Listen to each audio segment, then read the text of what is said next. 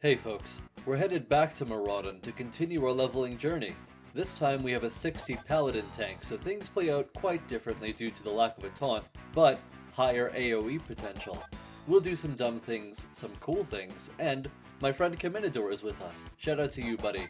Let's get started. Enjoy.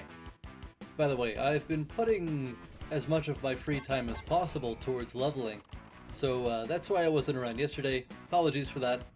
And I'm feeling a little bit brain dead the last few days, so, well, the dumb things in this one are going to be pretty dumb.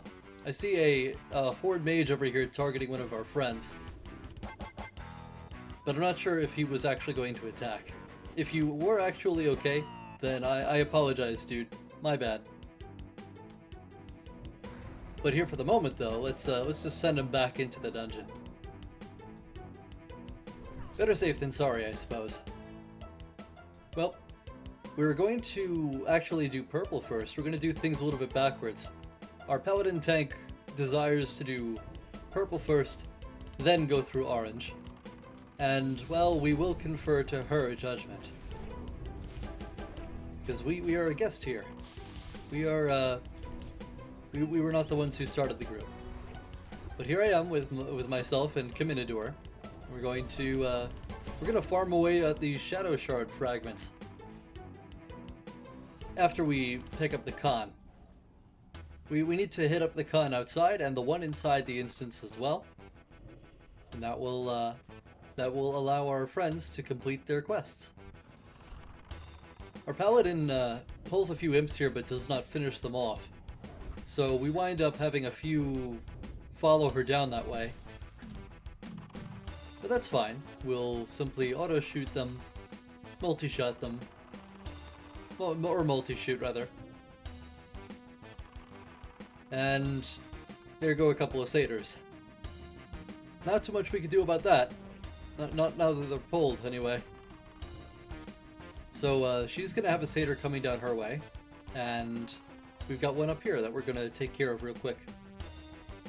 Once this thing is down, we can go ahead and assist her. Ow.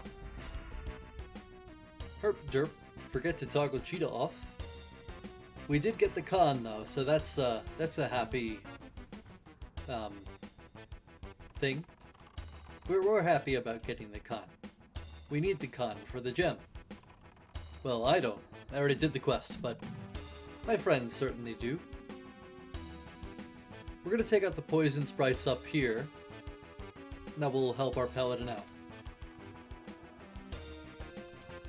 The con is down, so our friends can come back up anytime, but lo and behold, check out what drops.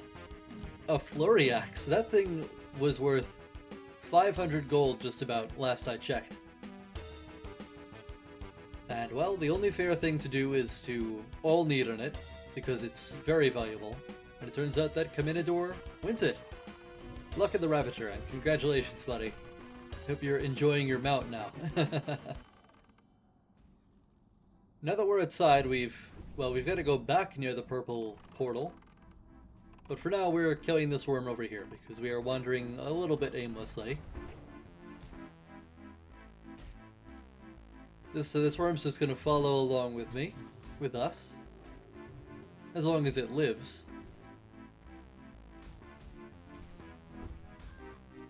And we'll go ahead with those Shadowshard Fragments right here. Well, as soon as we kill yet another worm. Our warlock friend is disconnected, but she should be back any minute. In the meantime, we can go ahead and clear out some of those rock elementals. The Shadowshard Fragments turn-in apparently gives very little XP, but all of the fragments, or rather, the fragments drop for all of the people in your party. So it does not take very long to do, and it does not. It's certainly worth going out of your way a little bit for. Might as well, while you're here. Much calmer than yesterday's episode. And our broken teeth are having a playdate. Because indeed, that is another broken tooth that our friend has acquired. And congratulations for that as well. He's a lovely cat to have while we're in Phase 2. PvP is going to be one of the only things that we can really do here until Blackwing Lair comes out. Or, well, it's one of the only things our 60 friends can do. We're still leveling up. We're having fun. We're chillaxing and speeding along. At a snail's pace, if that snail were also on crack and riding a turtle. These ranged worms have some very fast attack speed, cast speed. Cast time. The cast time is very fast. It's difficult to loast that. You could probably only do it with some very fancy stutter stepping. But it certainly seems possible. We're going to keep going down this way. There are still more worms. But we're going to get to the rock elementals. The drop rate is not half bad. On the fragments, that is. The Shadowshard Fragments. So when we do get to rock elementals, like we have gotten here, they're easy pickings. They're good for us.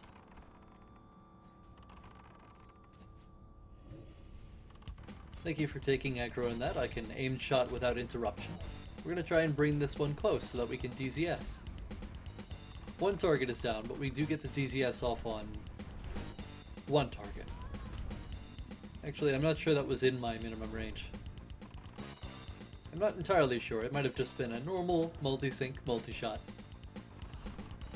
Whatever the case, we are continuing on, following our paladin tank down the corridor, where she has gathered a whole bunch of worms that we are going to hit, or shoot.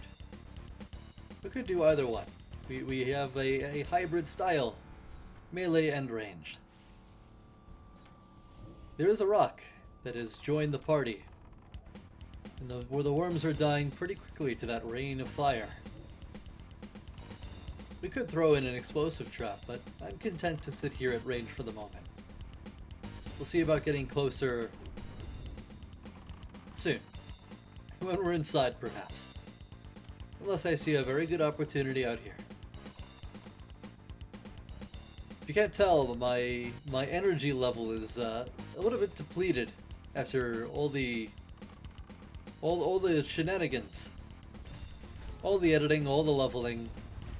I'm trying to get up there. I'm level 53 already, but I still got 7 to go. So that's gonna be a while. But I'm gonna try to make it as short a while as possible. And despite the less energetic quality of my voice today, I hope that my commentary continues to prove fun. Fun to listen to. We've got a good vantage point up here, shooting away at this here rock elemental. And there's another one up here that we're going to slay. Or break. Whatever you do to rock elementals, I don't know. They're rocks, you can't really kill them, can you? There's a good raptor, but he did knock me down. And, well, he knocked me down in another respect too. Ah, heck me, indeed. We're gonna have to set Rapture to stay here, or else he's gonna pull a whole bunch more stuff down to us. There we go, I have set him to stay. But there is something on him. You can see the damage value, so I want to get back up here as soon as possible. Oh, and we got knocked down in the middle of the air. These rock elementals are trying to be as inconvenient as possible, but I think I see a location where we can jump up. Nope, not quite. It's the less obvious spots that usually work, and there we go. Our friends are unable to scale that wall, so they're going to maneuver around the side. And we'll greet them here with a little melee. Maybe a Bladestorm? An explosive trap at least. My multi-shot is off cooldown, so I do want to fire it off. And I do, on the far target anyway. And there we go. We have the Bladestorm. We are having fun.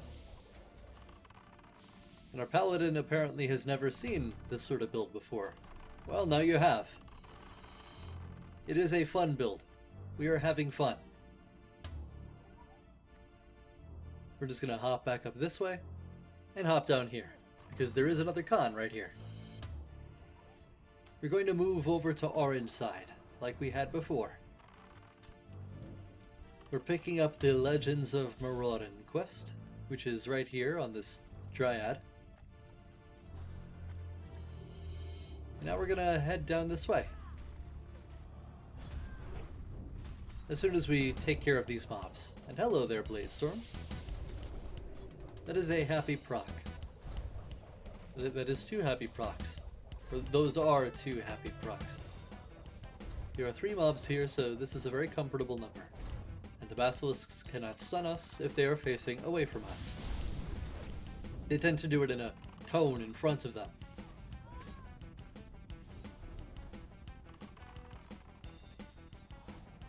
Oh, we got another proc.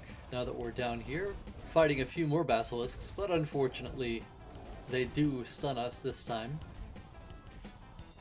We're going to continue on and fight this here con, who goes down pretty quickly. You know that they go down quickly. And now we're here in Orange side, gathering a couple of these black flowers up. Our paladin will have the inclination to pull many of these things, but I will see what I can do to peel them where possible. There's one that's down right now. The other one is going to go down as soon as this stun wears off.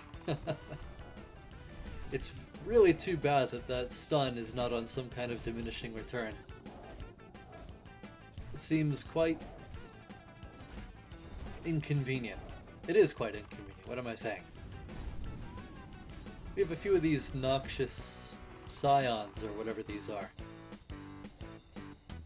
But they're very delicate. Now we're on to something a little bit more beefy, the flowers. The flowers of death. We're going to drop an explosive trap, we're going to pop a grenade, and then we're going to go into the dragon gun. Burn them all to death. This is Maraudon, folks. You go in there and you set fire to the trees. Or flowers, as it were. And yes, we did get the battle squawk from the chicken, which I am very happy about. We were going to take advantage of the melee speed boost. Not because it's any good, for us anyway, but because it's fun. You guys know that I love to have fun. There's some dryads behind me, but they do not pull onto me. I'm attentive to where they are and my aggro radius. Here we go, right on time. We're going to move past them so that we can get into position to pull the next target as soon as possible. Going to strike through and auto, multi, auto, aimed. Start casting aimed on the next target. No ICS proc, but the concussive shot by itself spares us plenty of time.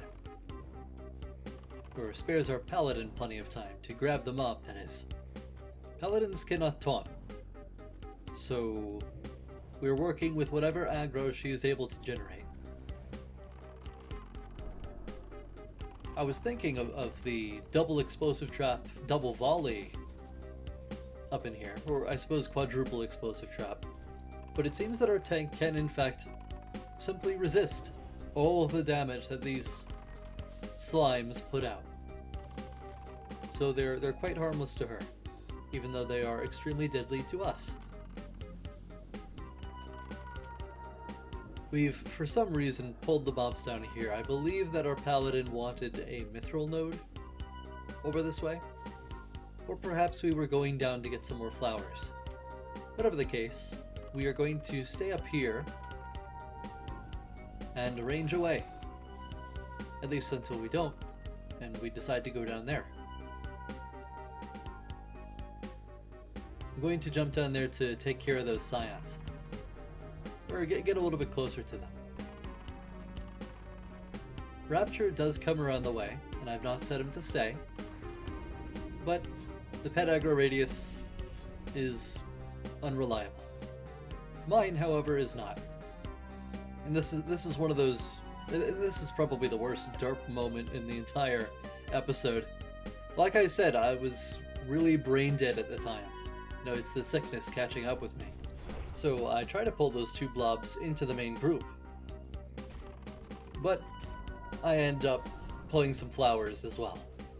We've pulled some blobs, we've pulled some flowers, and now we're going to make ourselves even more detrimental and even useless after we put out our volley. I've got to put out the volley, and then I can try for the explosive trap after I use my multi-shot. That works, that helps. And now I have a dragon gun to use. I could have popped a grenade here and that would have been the ideal solution.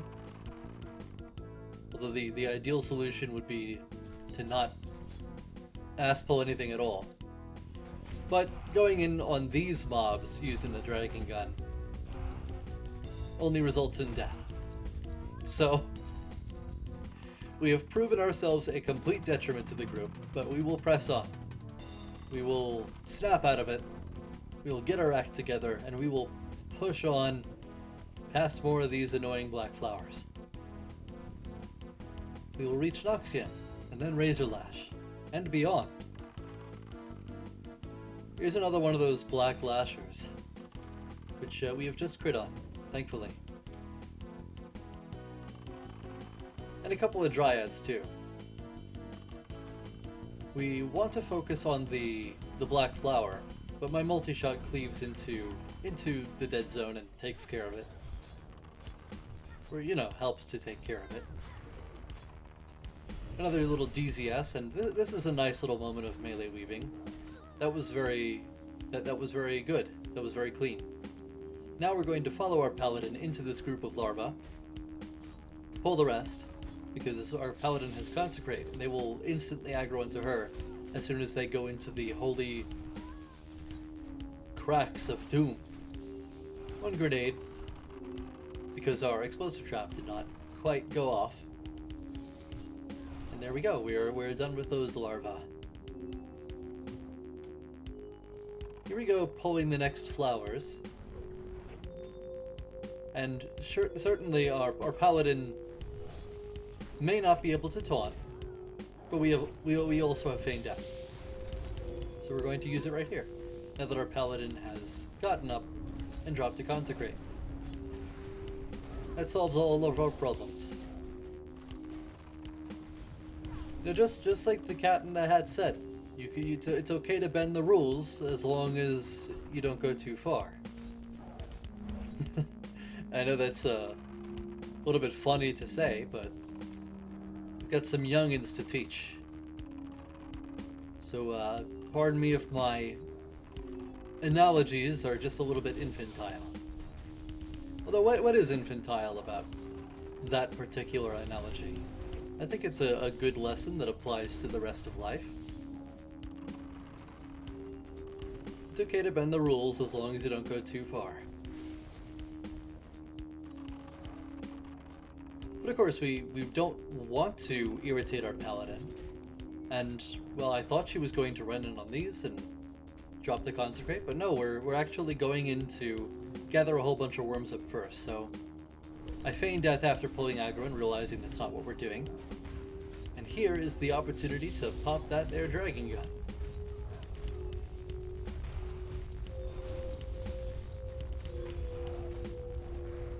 And we can go right into a Bladestorm after that.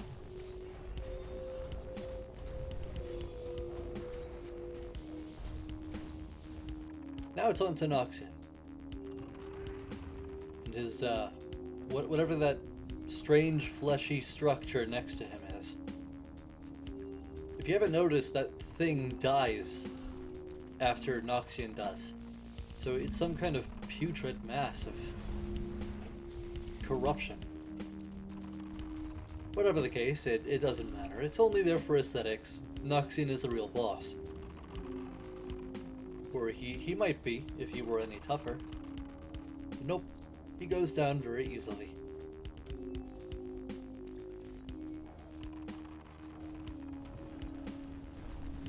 Now we're headed on to Razorlash, or whatever the name of that flower boss is.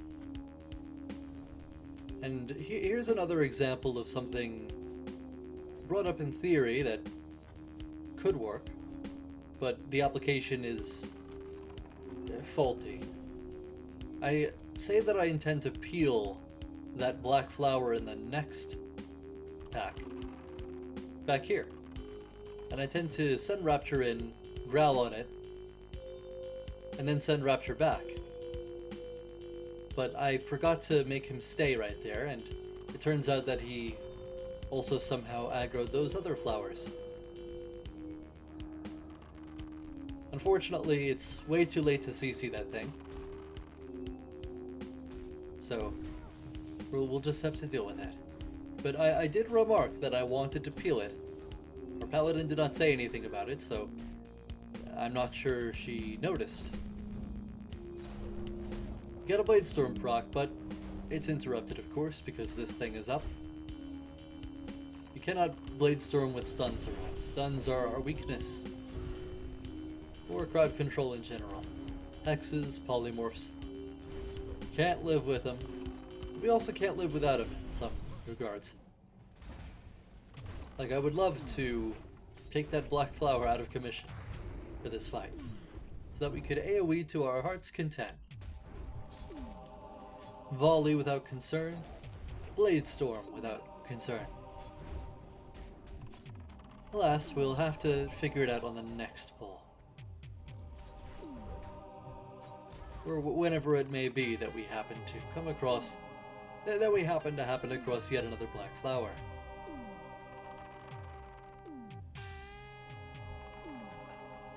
And here's one, but I do not have a trap set. So I suppose we'll go in and try for a tick, I suppose. Let's get a tick. We got one. Huzzah. But this black flower really needs to die. I'll use a grenade just for the heck of it. And how about an explosive trap? We could get that off there, but we got into combat a little bit too early, somehow. Too bad. So sad. At least we dings from that. So perhaps we'll have better luck with our feigning of the death. Here's the final con that we need, or that our group mates need. So we take that out for them real quick before proceeding on. Now I'm going to attempt once again to grab that flower and pull it into that trap, but our tank does take aggro, and she drops the consecrate very close to the trap. Not too much we could do about it. I suppose I should have reiterated that I wanted to peel the black flower. I'm not entirely sure that she saw it, but we do not want to repeat ourselves too much. That would be rude, wouldn't it? It would be irritating. And we do want to, aside from having fun, we want to make things as smooth and not in the least bit chaotic as possible. But it's not our fault that chaos comes of these pulls. No, chaos follows us around. We do not intend for it. A couple of ticks of the dragon gun there just to finish off the rest. And now it's on to the typical strike through, aimed, or auto, multi-auto. No time for an aim shot here.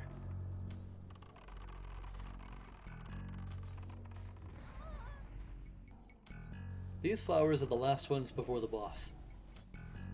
There are yet more mobs between here and where else we want to go after this boss, but our paladin is certain that she can handle it. And we, as well, will see what we can do to contribute as much as we can to the deeps. Because that is our role, the damage dealer. as silly as we may be sometimes, we are still here to deal damage. But there is nothing gained if nothing ventured, nothing gained. Nothing ventured, nothing gained. It's good to experiment, push the limits. This here boss goes down very quickly, just as it did before. And before we know it, we're already on the next pack. We've managed to get off the entirety of volley before we get stunned once again. But we are going to move in for the explosive trap before things get a little bit too dead. Now that the black flower's dead, we can go ahead and take out the smaller ones in peace and move on to the next one. From here we intend to go to purple. Purple and orange are all connected, as well as inner. It's all one instance. So we're going to move over this way. There are quite a lot of mobs in the way. But what awaits us is Gizlock the Harvester, and that satyr boss, whose name I forget. With any luck, we'll get some good pants for our friend Pelucidia, or Caminador. And then we'll head up this way. Or rather, after we get that, we'll head down that way to Celebras to slay him for the attunement. Rather, our friends will need the attunement. It seems that there are a number of flowers up ahead, and only one of them is one of the black lashers. So our paladin kindly offers me the chance to redeem myself, and of course I will accept. If ever I make an error, I do like to attempt to make up for it somehow in the middle of the run. So we will do just that. We will peel that black flower into a freezing trap, and then AoE, or attempt to AoE, on the other flowers. Rapture will go ahead and growl on that mob before going back to where I've sent him to stay. And this is the practical application of that concept done correctly. While he does that, we have the chance to attempt to proc the Bladestorm, and it happens. We do happen to get a proc. Unluckily, we do not get it refreshed, but a single proc was all I really needed. Following that, we can dump all threat with the Feign Death into Explosive Trap, and then go into volley. And with that, everything's just about dead. I do scatter this Lasher, but I fail to bring Rapture back to me. I fail to set him back on follow. And I could break the Bladestorm with a multi-shot on those last 3 flowers, but I didn't want to. I like to spin. Spinning is fun. In any case, we have gathered the Black Lasher from over where Rapture was holding him. And that was a successful pull. It feels good, man. And lo and behold, yet another epic drops. It is quite a fast weapon, so it would only be useful for Beast Mastery hunters. But once again, we all need on it. That is the only fair thing to do. I'm not sure how valuable that weapon is, but our paladin won it, or our healer paladin, not the paladin that we have. Anyway, we have moved on, and there are a whole bunch of oozes here, and here I get a very lucky chain of Bladestorms. In fact, I become so overzealous and excited about the procs that I completely fail to realize that I'm standing in deadly, noxious clouds. Like I said, I was feeling very brain dead today. There I go. Dying out of the blue.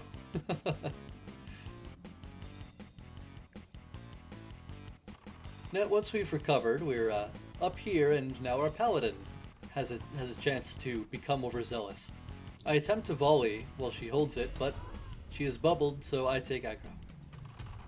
I drop everything off and drop an explosive trap, but it does not go off until right now. I attempt to dragon gun on what I can while they're here, but they do outrange me eventually. Now it's back into standard pew-pewing until our paladin, unfortunately, bites it. Right here. Now we've got stuff on us, and I'm going to, well, I would not pop deterrence, that would be the silly thing to do. Instead I'll drop another explosive trap, drop all aggro, and while this stuff is chasing my friends, I will try to wing clip it and keep it slowed and away from my friends as best I can. That's also a perfectly viable thing to do. Although deterrence would have been just fine there. I used deterrence to actually break Bladestorm here. Quite pointless. But it's not like we'll need it again in the next 5 minutes, right? Our paladin is recovering, so in the meantime we'll go ahead and pull this here Cavern Lurker. A lucky ICS proc has helped us keep some distance, and now Pellucidia has joined in the fray. She has some distance, so we'll feign him off right here and go behind it, while Pellucidia, it's Pellucidia's turn to kite it, or it was until it went down. Here we are on the rare, and I'm hoping for the holy damage item, but there are some qualities to it that I failed to notice. And it does drop. Now, I was thinking that would be useful for Consecrate, but it's cloth, so it's not really great for tanking. I mean, it could be cool for threat, but it's not ideal. It's more of a priest smiting kind of thing, I suppose. There's nothing wrong with that either. But in whatever the case, our paladins do pass on it. Because they prefer the plate. They prefer their heavy armor. I don't blame them. Being a clothy, well, you're squishy. You're very squishy. It can be not too much fun sometimes. Our paladin pulls those trees right into my dead zone before my aim shot goes off. So that's hacked. But we can get one off now. And we can contribute without pulling aggro, or... we do pull aggro, but a lightning fast Hajj from our paladin allows us to get more volley ticks off. I do not have the mana for an explosive trap, but I can go right into a frost trap. So I do. I did drop a frost trap here. And the satyr boss is right over there, behind only one more pack of demons, which our paladin gets massive threat on with her Holy Wrath spell. We can alternate attacks while we're here. And soon it will be time to pull the boss. The elites are going down. Our paladin walks right into the middle of them all, and uses Holy Wrath to get massive aggro. I'm going to drop an explosive trap right here. And I suppose I'll pop the Battle Chicken because it is off cooldown once again, before going in for the Dragon Gun.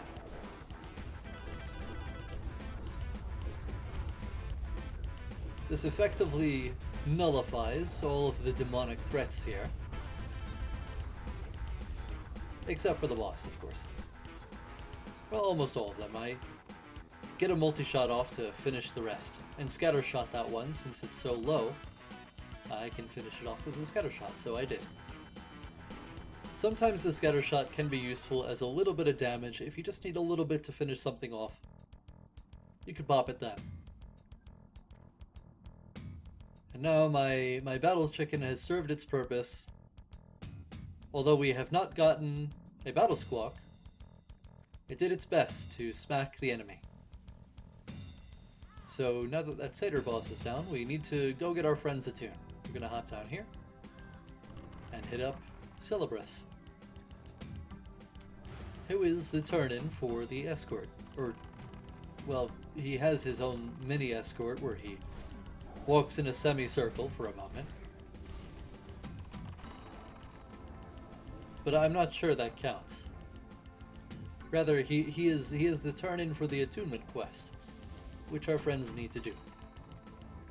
So we'll finish him off with an aimed auto multi and an attempted raptor, but no dice. By the way, this here is some dialogue that I failed to notice before. Here it is now, for if you are at all curious.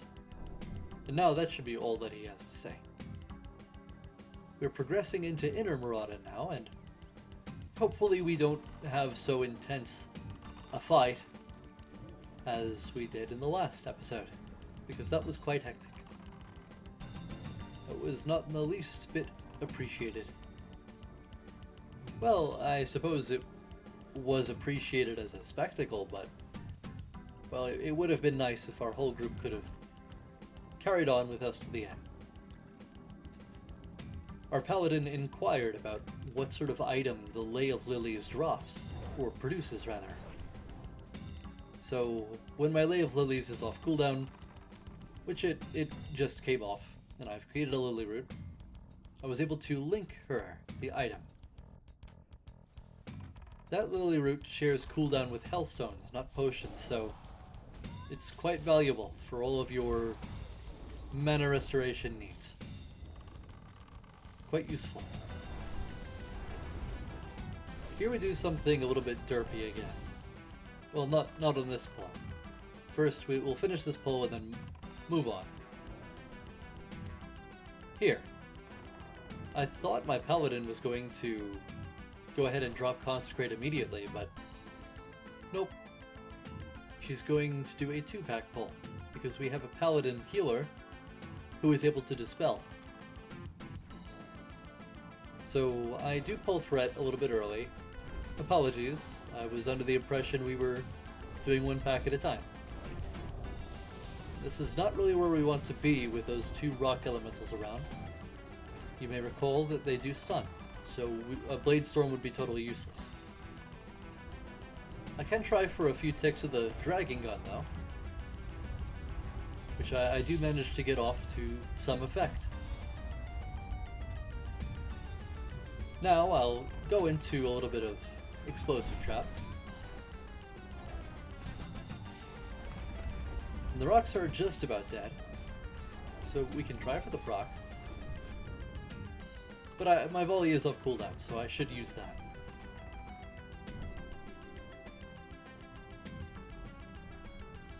That'll wrap up this pull. And we'll do roughly the same thing on the next pull, except instead of 6 diametradons, we'll pull some worms. Again, I believe that my paladin is going to thread up on those immediately, like she had before. She seemed remarkably capable of holding aggro before. But nope, she takes them all the way over here, and we need to go into heavy direct damage. Reliable damage. We need to lean on reliable damage here because the worms will go down very quickly. If we attempt for a Bladestorm proc, we need to be extremely lucky, or we won't do anything at all. When you have a whole bunch of targets that will go down quickly, it's better to pop the immediate stuff. Volley, Explosive Trap, some kind of explosive from engineering, that sort of thing. Here we will do something else useful for the group. We will do that goblin pull, like we did in the last episode, except this time, we'll get it right. As just as soon as this rock patrol is dead. A little DZS Raptor to finish off that shardling. And, well, I've slipped and fallen down here. I should be able to get past these diametradons without pulling them, and I do. I'm going to slip my ranged weapon on because that has stamina and the goblin does hit pretty hard. I do not want an accidental Bladestorm. The rank 1 Arcane Shot is enough to pull him without causing any threat whatsoever. And Aspect of the Cheetah was quick enough to get us back around that corner before he could shoot us and daze us. He's going to channel his Goblin Dragon Gun wherever he is for the moment. And here he is. Now we'll head up this way, pull the worms as we have before, and this is the time to pop deterrence. Now our Paladin will heal us, get some threat of her own. Although perhaps I should have not done deterrence there, because the Paladin was doing overhealing. He was doing nothing because I was taking no damage. So if I took some damage there, I might have benefited our tank's threat a little bit more. Raziya had an explosive trap ready right there, so that was a good move by her. Or him, rather. And we'll finish off these here worms, and this time I do not forget to advise my friend about not using pets on this fight. I pulled my pet out, but I realized we should not use a pet. So Raziya pulls his back, and I keep mine back too. And there you have it. An easy goblin pull. It skips a few trash packs for our lower level friends. And hopefully we get something good off the goblin. Something that everyone wants. Like the sword. But nope, the shield drops. Oh well, it could still be useful for our paladin.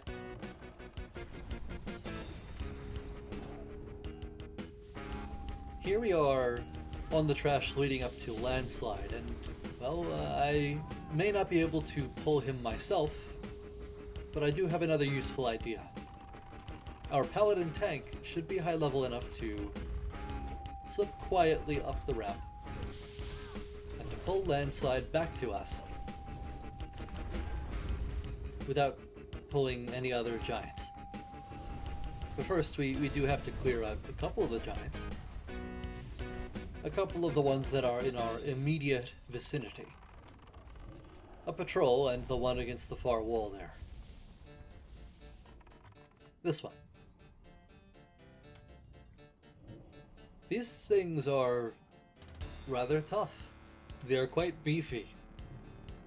But with 2 hunters and a warlock here, they'll go down way faster than they would with, say, just me and a red paladin, who may or may not be wielding a one-hander and a shield for some reason, despite being DPS. The patrol is incoming, and I am attentive to that at least, so I go ahead and warn my group.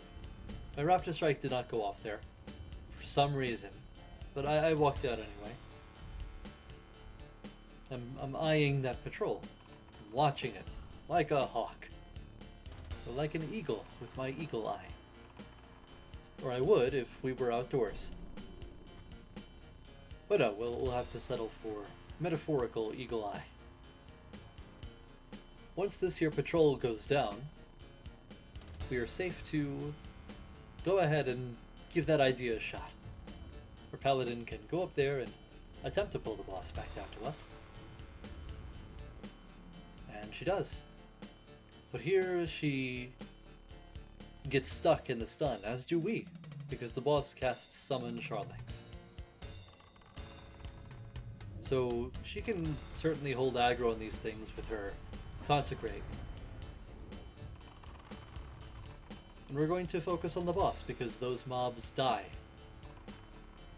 when the boss dies.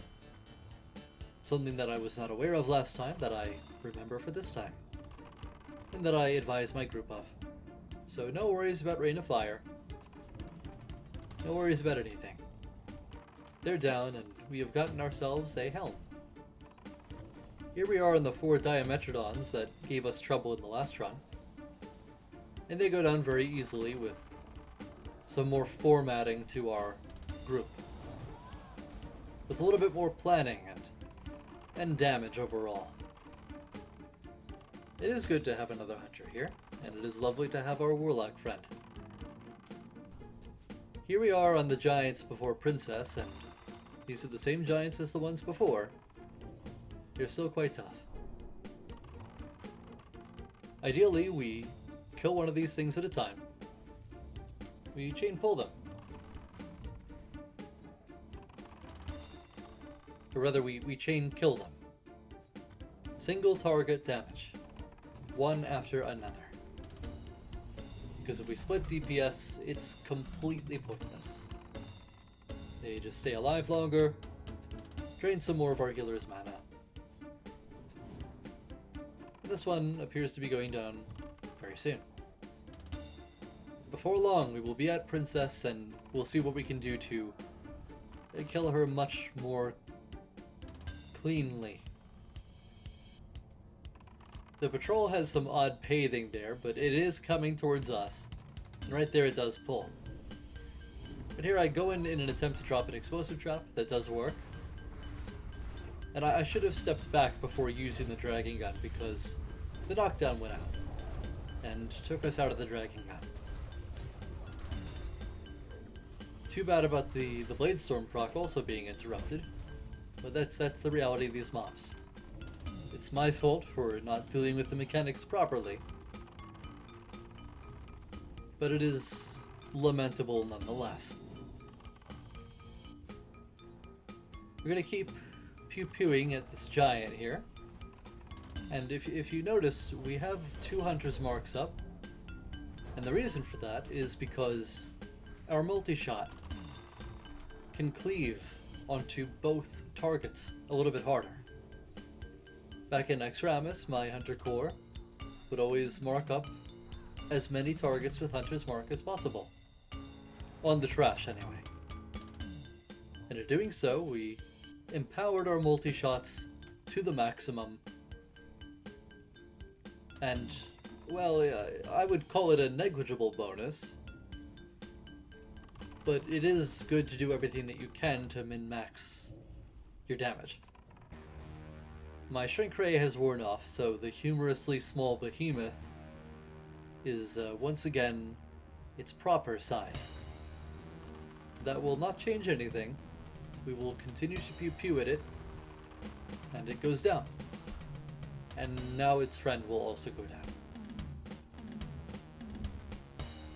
Drinking it did not make it any less beefy, but it was fun. And here we go on Princess. We go straight into the rapid fire and see what we can do to kill her quickly and efficiently, because she is a nightmare if she lasts too long. We're not doing another thing like we did yesterday. We're just killing her. Nice and simple. Nice and clean and simple. And there's my battle chicken, which is once again off cooldown. Hopefully the battle chicken can give us a battle squawk, and we can go do something fun with that. For now though, I do have a death ray to shoot out, which is completed just before we get bouldered. And she's just about dead. She's quite a tough boss. She has quite a lot of HP. But with all of our combined efforts, we are a-okay. We come out ahead. Finally, we decide to jump down and take care of Rotgrip, something that we did not do in the last episode. He is a very squishy boss, but he also hits very hard, so he's kind of like a glass cannon. He's the glass cannon boss. You gotta kill him before he kills you. It's easier said than done if you're on the farm. But in a group like this, it's no problem.